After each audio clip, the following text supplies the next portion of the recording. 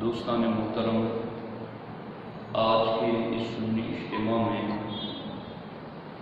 سرکار غوث الاعظم دستگیر رضی اللہ تعالی عنہ کے کچھ فرامین اور اس کی کچھ وضاحت جو کہ ہماری ضرورت اور زندگی کے حوالے سے ہیں، اس کو آپ کی خدمت میں عرض کرنا چاہتا ہوں۔ الفتح الربانی کی چوتھی مجلس میں سرکار غوث الاعظم دستگیر رضی اللہ تعالی عنہ ارشاد فرماتے ہیں، یا قومی استحیوا من اللہ تعالی حق الحیاء، اے میرے مریدو، اللہ تبارک و تعالی سے ایسی حیا کرو جیسا حیا کا حق ہے۔ سرکار غوث الاعظم دستگیر رضی اللہ تعالی عنہ نے اپنے اس فرمان میں اپنے مریدوں کو اللہ تبارک و تعالی کا کما حقہ حیا کرنے کا حکم عطا فرمایا۔ آگے آپ فرماتے لا تغفلوا، اے میرے مریدو تم غافل نہ ہو جانا، زمانکم یضیع، زمانہ تمہیں ضائع کر دے گا، قد اشتغلتم بجمع ما لا تأکلون، تم ایسی چیزوں کو جمع کرنے میں مشغول ہو گئے ہو جسے تم کھا نہ سکو گے، وَتَأْمُلُونَ مَا لَا تُدْرِكُونَ، اور تم ایسی چیزوں کی آرزو اور تمنائیں اور امیدیں لگائے بیٹھے ہوئے ہوں، ما لا تدرکون، جنہیں تم پا نہ سکو گے، وَتَبْنُونَ مَا لَا تَسْكُنُونَ، اور اے میرے مریدو تم ایسی عمارتیں بنا رہے ہو جس میں تم رہ نہ سکو گے، كُلُّ هَذَا يَحْجُبُكُمْ عَنْ مَقَامِ رَبِّكُمْ تَعَالَى، غوث پاک فرماتے یہی چیزیں تمہیں تمہارے رب کی پہچان نہیں ملنے دیتی، یہ چیزیں تمہارے لیے حجاب اور پردہ بنی ہوئی ہیں جن کی وجہ سے تمہیں اللہ تبارک و تعالیٰ کی معرفت نہیں مل رہی۔ ایک ایک لفظ پر گفتگو کی جانی چاہیے۔ سرکار غوث الاعظم دستگیر رضی اللہ تعالیٰ عنہ نے پہلا فرمایا کہ اللہ تبارک و تعالیٰ سے حیا کرو۔ یہ حیا کی تعریف کیا ہے؟ حیا کسے کہتے ہیں؟ شرعی طور پر، شرعی نقطۂ نظر سے، شریعت کی نگاہ میں حیا یہ ہے کہ بندہ اللہ تبارک و تعالیٰ کی نعمتوں اور اپنی کوتاہیوں پر غور کرتے ہوئے نادم اور شرمندہ ہو، اور پھر اسی ندامت و شرمندگی اور خوف کی وجہ سے آئندہ گناہوں سے اپنے آپ کو بچا لے، اسی کو حیا کہتے ہیں۔ اب اس کو تھوڑا سمجھنے کی کوشش کریں، چونکہ کبھی کبھی ایسا ہوتا ہے کہ محفل میں بیٹھ کر کے بھی ہمارا ذہن موجود نہیں ہوتا، ہمارا دھیان ہی نہیں ہوتا ہے، تو یہ بھی شیطان کے واروں میں سے ایک وار ہے کہ آپ کو محفل کا لطف محسوس نہ ہونے دو، بات کی گہرائی تک پہنچو کہ حیا کسے کہتے ہیں؟ اللہ تبارک و تعالیٰ کی نعمتوں اور اپنی کوتاہیوں پر غور کریں۔ اب اللہ تعالیٰ کی کتنی نعمتیں ہیں، میں نے جمعہ میں آپ کو بتایا تھا کہ ایک دانے کو پرورش دینے کے لیے اللہ نے پورا نظام قدرت لگا دیا، ایک دانے کو تربیت دینے کے لیے، اس کی پرورش کے لیے، اور کتنی منزلوں سے اللہ نے گزار کر کے اسے ایک لقمے تک بنا دیا۔ پھر تمہارے ہاتھوں میں انگلیوں کا سسٹم رکھا، ہاتھوں کو موڑنے کا سسٹم رکھا، حلق تک لے گئے تو چبانے والے دانت رکھے، ہضم کرنے والا لعاب اور بھوک رکھا، اور تمہارا گلا نہایت نرم و نازک مگر اس کے لیے تھوک رکھا تاکہ وہ کھانا ہمارے گلے میں کوئی خراش محسوس نہ ہو، پھر گلے سے نیچے اترے تو نظام ہضم تیار ہے اور پورے جسم کو وہ لقمہ توانائی پہنچا رہا ہے۔ یہ تو صرف ایک لقمے کے حوالے سے، یہ خارجی نظام، سوئیں تو بھی اللہ کی نعمت ہوا ناک کے قریب ہے اور جاگے تو بھی ناک کے قریب ہے، چلتے پھرتے ہر وقت اس کی نعمتوں کی کروڑ انگنت نعمتوں کو ہم دیکھ رہے ہیں۔ اب حیا کسے کہتے ہیں؟ اور حیا کہتے ہی یہ ہے کہ اللہ کی نعمتوں پر غور کرے اور پھر ان نعمتوں کے بالمقابل اپنی کوتاہیوں پر غور کرے، اور ان چیزوں پر غور کرنے کے بعد پھر بندہ گناہوں سے بچ جائے اور نیکیوں کی طرف مائل ہو جائے۔ ہمارے علماء فرماتے ہیں اسی کو شرم و حیا کہتے ہیں۔ اب سرکار غوث پاک رضی اللہ تعالیٰ عنہ کا فرمان سنو۔ غوث پاک فرماتے ہیں یہ حیا کی تعریف آپ نے سنی، اب غوث پاک کا فرمان سنو۔ غوث پاک فرماتے ہیں استحیوا من اللہ حق الحیا، میرے مریدو تم اللہ سے سچی حیا کرو، جیسا حیا کرنے کا حق ہے ویسی حیا کرو۔ کیا مطلب؟ ہر گھڑی اللہ کی نعمتوں پر نظر رکھو، ہر گھڑی ان نعمتوں کے مقابل اپنی کوتاہیوں کمیوں پر نظر رکھو، اور ہر گھڑی رب کی اطاعت کی طرف مائل رہو اور گناہوں سے بچتے رہو، اسے کہتے ہیں حیا۔ اور فقیہ ابو اللیث سمرقندی رحمۃ اللہ تعالیٰ علیہ نے کو ایک مقام پر حیا کی تعریف کرتے ہوئے ارشاد فرمایا کہ حیا کی دو قسمیں ہیں، ایک حیا ہے بندوں کی بندوں سے، اور ایک حیا ہے بندوں کی اپنے خالق اور مالک رب العالمین سے۔ تو بندے سے بندوں کی حیا یہ کیا ہے؟ فرماتے وہ یہ ہیں کہ بندہ لوگوں کے معاملے میں حیا کرے، اس کا مطلب یہ ہے کہ بندہ اپنی نگاہ کو ہر اس چیز سے بچائے جسے اللہ نے اسے دیکھنا حرام کر دیا۔ یہ بندے کی بندوں سے حیا ہے۔ اور پھر اللہ رب العزت کے معاملے میں حیا کیا ہے؟ اللہ رب العزت کے معاملے میں حیا یہ ہے کہ بندہ اللہ رب العزت کی نعمتوں پر نظر رکھ کر کے اپنی کمیوں کوتاہیوں کی اللہ کی بارگاہ میں معافی طلب کرتا رہے، یہ ہے حیا۔ اب اس حیا کی تعریف کو پڑھو اور پھر غوث پاک کا فرمان سنو کہ غوث پاک فرماتے ہیں میرے مریدو تم میرے مرید ہو تو پھر اللہ سے ایسی حیا کرو جیسا حیا کرنے کا حق ہے۔ اب یہ بندوں کی بندوں سے حیا آپ دیکھتے ہیں کئی لوگ تو عادی ہیں اور کئی لوگ دانستہ یا نادانستہ اس جرم میں مبتلا ہیں کہ جنہیں گھر سے باہر ہی اس نیت سے نکلنا ہوتا ہے کہ ہم بد نظری کریں گے، ہم بد نگاہی کریں گے، ہم نامحرموں کو دیکھیں گے۔ ہمارے آقا علیہ الصلوۃ والسلام نے ایسے لوگوں کے لیے سخت وعیدیں ارشاد فرمائی ہیں کہ ایسے لوگ جو اس طریقے سے بے حیائی کرتے ہیں، کیا وہ ڈرتے نہیں ہیں اس چیز سے کہ ان کی آنکھوں میں جہنم کی سلائیاں پھیر دی جائیں گی؟ تو اللہ کے رسول علیہ السلام نے یہ بھی فرمایا کہ جب میں معراج میں گیا اور میں واپس آیا تو میں نے جہنم میں ایک منظر ایسا بھی دیکھا کہ کچھ لوگ تھے جن کی آنکھوں میں سلائیاں ٹھوکی جا رہی تھی اور جن کے کانوں میں بھی ٹھوکی جا رہی تھی۔ مجھے بتایا گیا یہ وہ لوگ ہیں، وہ دیکھتے تھے جس کے دیکھنے کی انہیں اجازت نہیں تھی، وہ سنتے تھے جنہیں سننے سے انہیں روکا گیا، اور یہی تو حیا ہے۔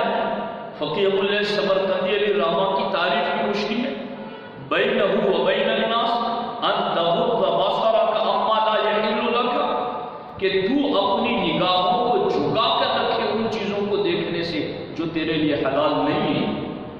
اور پھر شادیوں کا سیزن آپ جانتے ہیں کہ شادی ایک سنت کی ادائیگی کے لیے لوگ چلتے ہیں مگر ہزاروں گناہ اس میں ہوتے ہیں، اور باضابطہ یہود و نصارہ کے کلچر سے یہ مسلمان اتنے مرعوب ہو گئے ہیں اور اتنے ان کے کلچر کو فالو کر رہے ہیں کہ کل تک کچھ بھی حیا باقی تھی، اب حالات یہ کہ جیسے ہی نکاح ہوتا ہے۔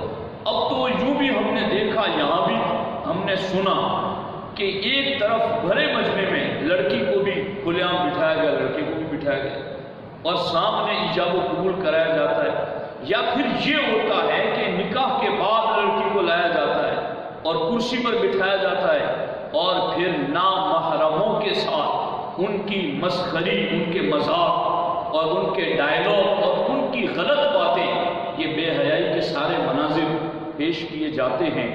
تو حیا تو کہتے ہی اس کو ہے کہ جس میں بندہ نامحرموں سے نگاہ کو بچا کر رکھے، اور غوث پاک کے مرید و غوث پاک ہمیں کہے میرے مرید ہو تو اللہ سے ویسے حیا کرو جیسے حیا کرنے کا حکم ہے۔ اب میں یہاں پر ایک لفظ بتا کر پھر موضوع کی طرف دوسری باتیں بھی مجھے آپ کی خدمت میں عرض کرنی ہے، وہ بتاتا ہوں۔ ہمارے فقہائے کرام نے ایک مسئلہ لکھا ہے اپنی کتابوں میں، اور وہ یہ ہے کہ اگر نکاح کا وکیل، اور یہ بھی ایک چیز مسئلہ یہاں سن لیں کہ یہ جو نکاح پڑھانے کا ایک طریقہ لوگوں میں رائج ہے کہ ایک وکیل جاتا ہے، 2 گواہ جاتا ہے، اور پھر وہ وکیل آ کر کے نکاح پڑھانے والے امام یا عالم کو اجازت دیتا ہے، پھر وہ نکاح پڑھاتا ہے۔ تو اگر وہ وکیل اس لڑکی کا ولی ہے، اس کا باپ ہے، یا باپ کی غیر موجودگی میں جو اس کا ولی بنتا ہے، اگر وہ اجازت لے کر آتا ہے تو اسے حق ہے اجازت دینے کی، آگے نکاح پڑھانے کی، ورنہ کسی دوسرے کو اجازت نہیں ہے کہ وہ نکاح کی اجازت لے کر آئے پھر انہیں دے۔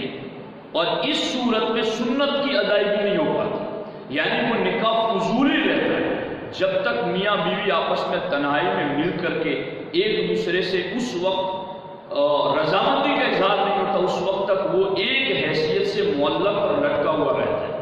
تو شرعی طریقہ یہ ہے کہ جس عالم کو نکاح پڑھانا ہے وہ خود اجازت لینے کے لیے جائے، یا پھر لڑکی کا ولی جو وہ اجازت لے کر کے آئے اور وہ اجازت دے سکتا ہے۔ تو اب خیر یہ مسئلہ یہاں میں نے عرض کر دیا، ہمارے علماء نے کتابوں میں لکھا ہے کہ اگر نکاح کا وکیل یعنی اجازت لینے والا کنواری لڑکی سے بوقت نکاح اجازت طلب کرے اور وہ خاموش رہے حیا کی وجہ سے، تو اس کی خاموشی اس کا اذن ہوگا، اس کی خاموشی اس کی طرف سے اجازت مانی جائے گی کہ ہاں اس کی طرف سے اجازت ہے۔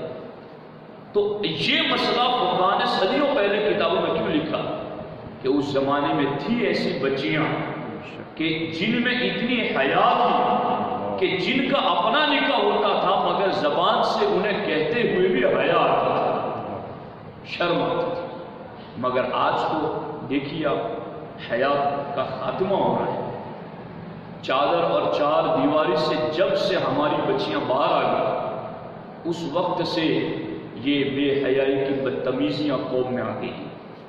اور میں اس کو پہلے بھی کہہ چکا ہوں آپ کو، شاید لوگ محسوس نہیں کرتے چونکہ ہر بات لوگ یاد نہیں رکھتے اور لوگوں کا دھیان بھی نہیں ہوتا، بس مولانا کو تو بولنا ہے وہ تو بولتے چلے جاتے ہیں۔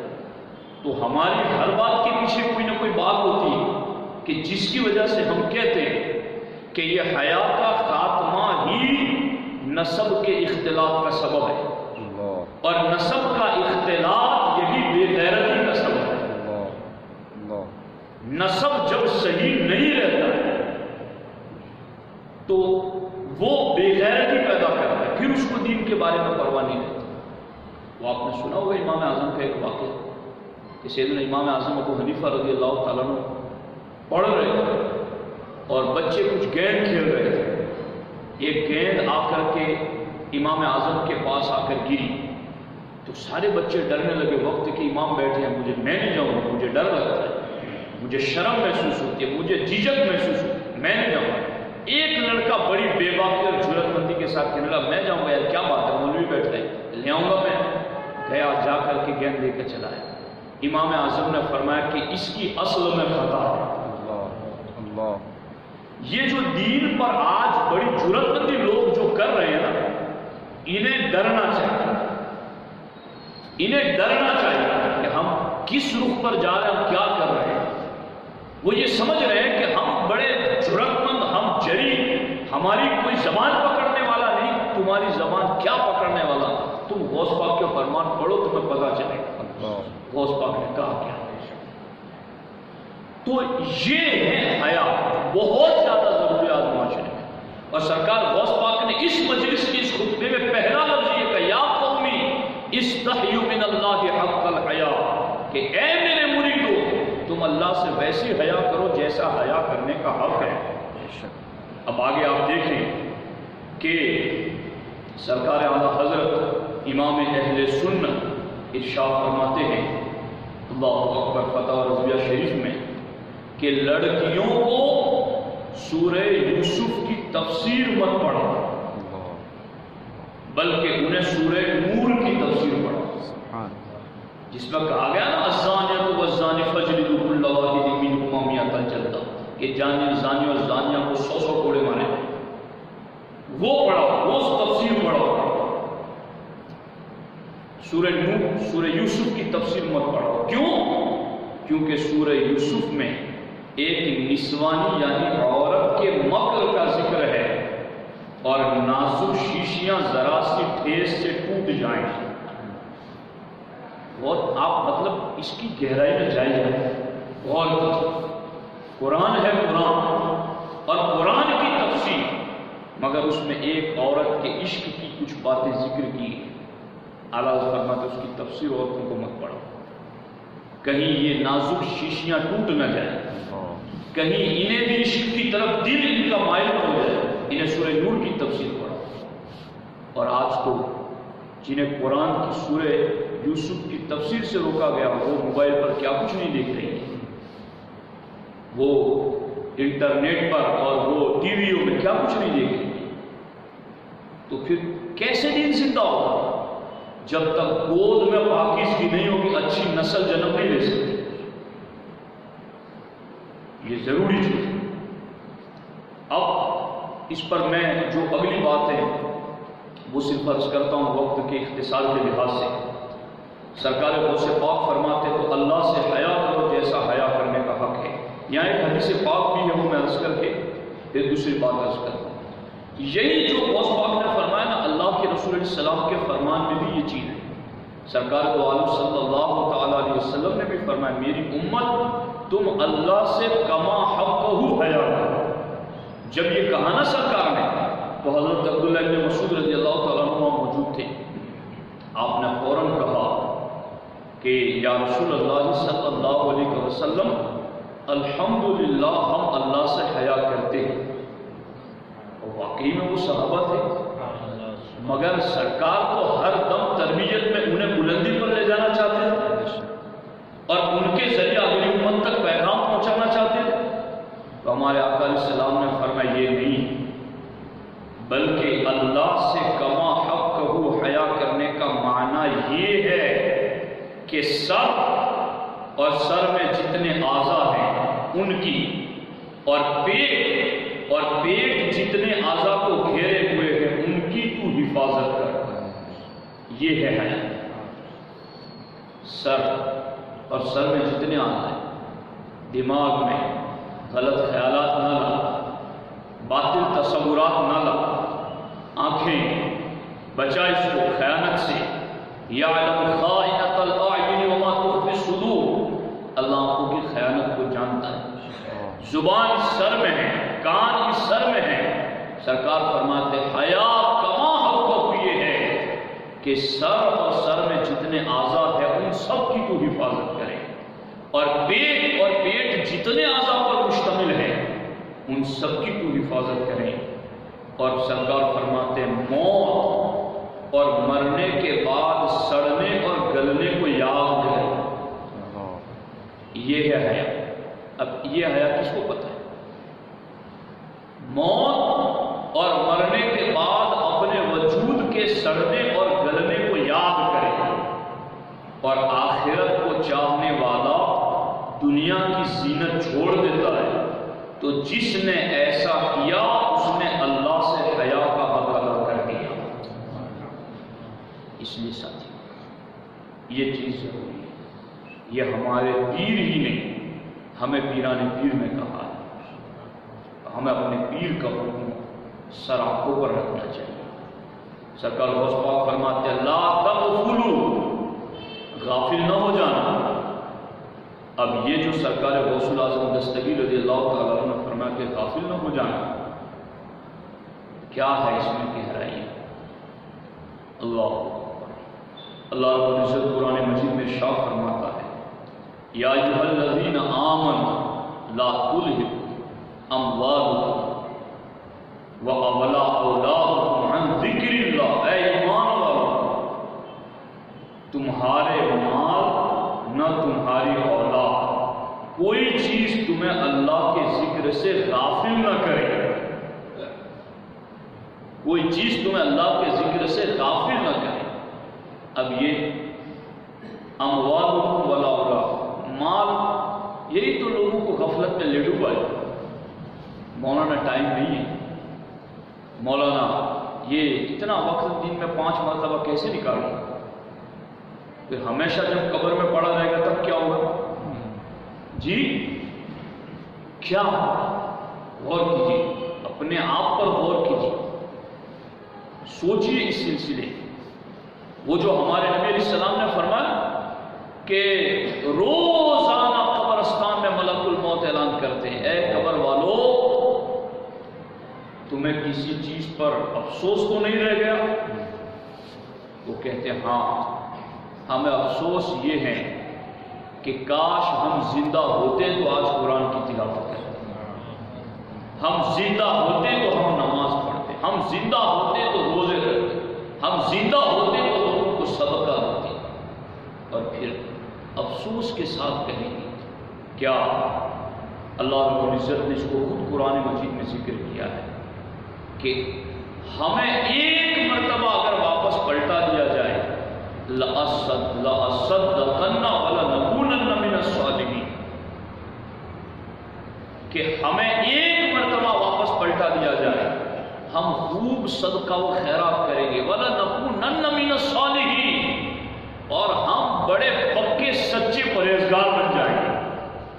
مگر اس وقت یہ صرف تمنا ہی تمنا ہے۔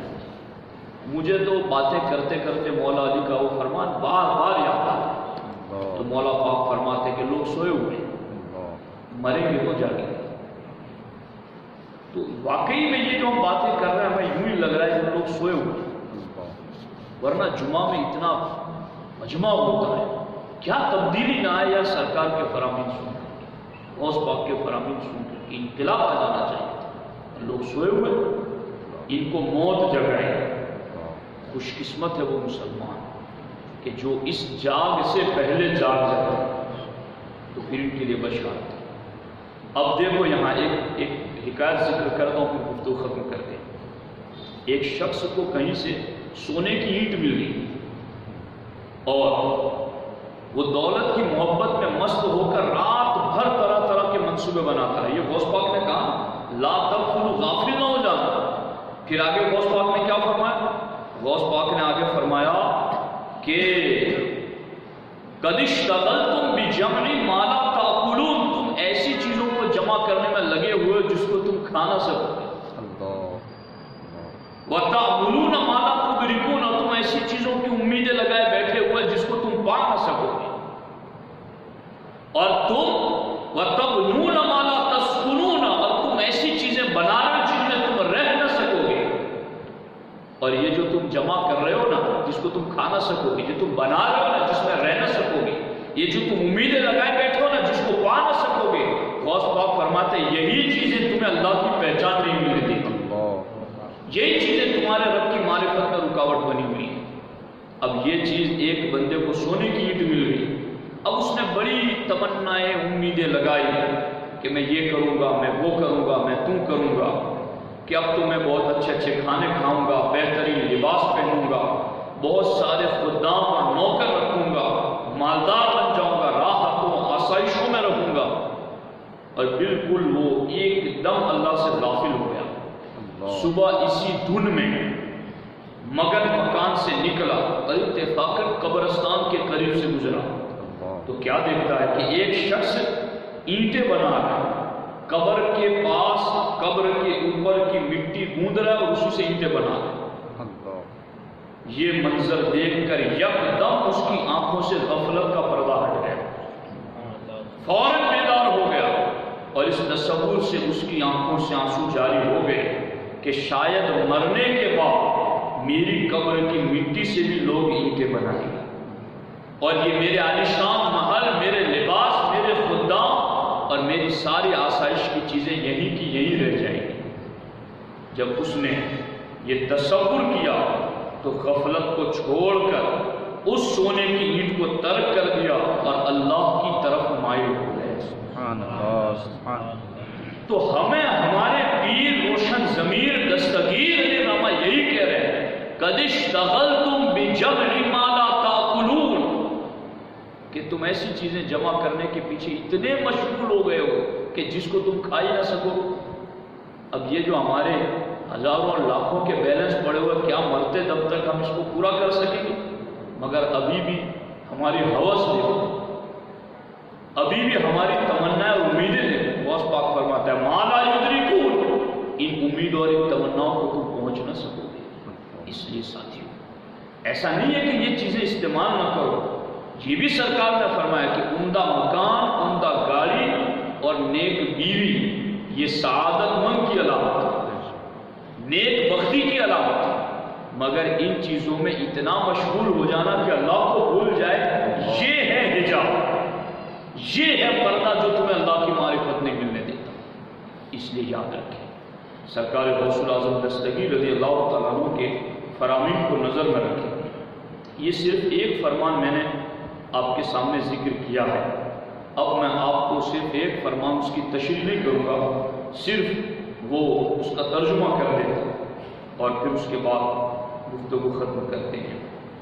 سرکار غوث الاعظم دستگیر رضی اللہ تعالیٰ عنہ نے ایک مقام پر عمل کرنے والوں کو ایک بات بتائی، چونکہ اللہ کے فضل سے آپ لوگ ہر اجتماع میں موجود رہتے ہیں، پابند لوگ ہیں، اللہ قبول فرمائیں۔ سرکار غوث پاک رضی اللہ تعالیٰ عنہ نے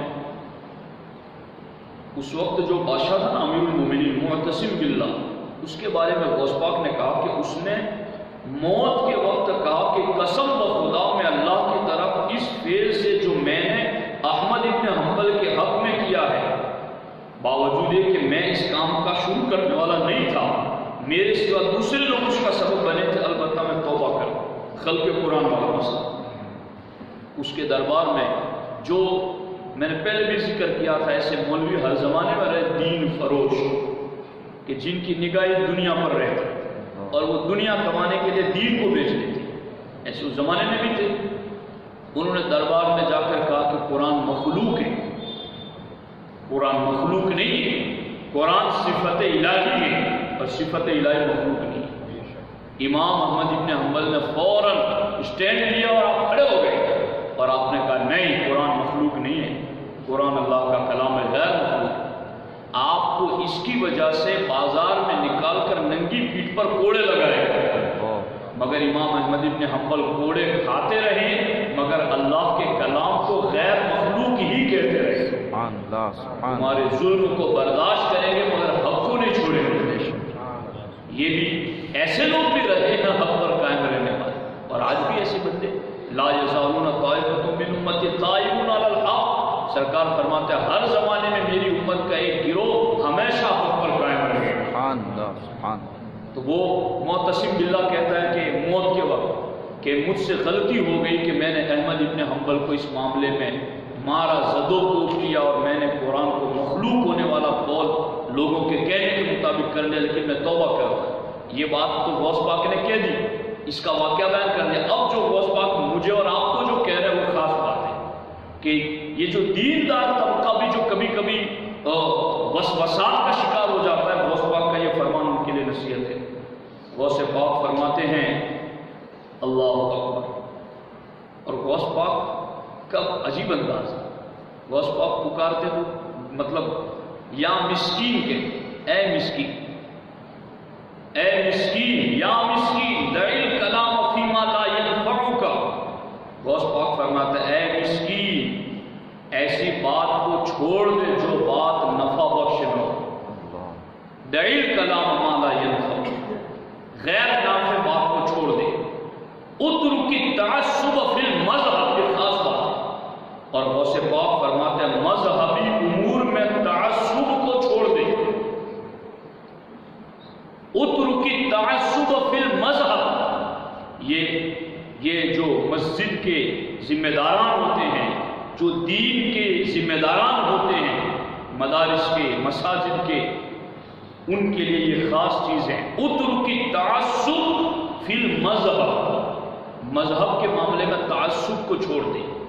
یعنی یہ کہ برادری، چونکہ بہت جگہ دیکھنے میں آتا ہے کہ جس کا کوئی جھگڑا گھر نہیں ہو پاتا تو وہ مسجد پہ کھینچ کے لاتا ہے، مدرسے پہ کھینچ کے لاتا ہے۔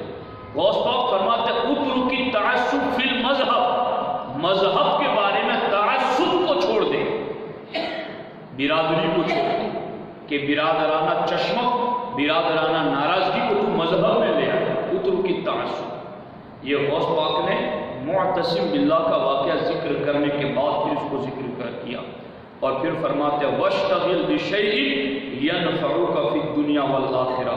غوث پاک فرماتے ہیں میرا مرید ہے تو تو صرف اسی کام میں مشغول ہونا جس کا فائدہ تجھے دنیا میں بھی ملے اور آخرت میں بھی ملے۔ اس لیے غیر نفع بخش بات سے اپنے آپ کو بچاؤ، اور مذہب کے معاملے میں تعصب کو ترک کر، اور تو وہی کام کرنا، یہ غوث پاک اپنے مرید کو کہہ رہے تو وہی کام کرنا، واشتغل بشیء ینفعک فی الدنیا والآخرہ، کہ تو وہی کام کرنا جو تجھے دنیا اور آخرت میں فائدہ ہے۔ اب ہمیں دیکھنا ہے کہ ہم کتنے ایسے کام کرتے ہیں جس کا دنیا اور آخرت میں فائدہ نہیں ہوتا ہے۔ انشاءاللہ ان فرامین غوث پاک پر عمل کریں گے تو انشاءاللہ الرحمن دنیا اور آخرت دونوں جہان میں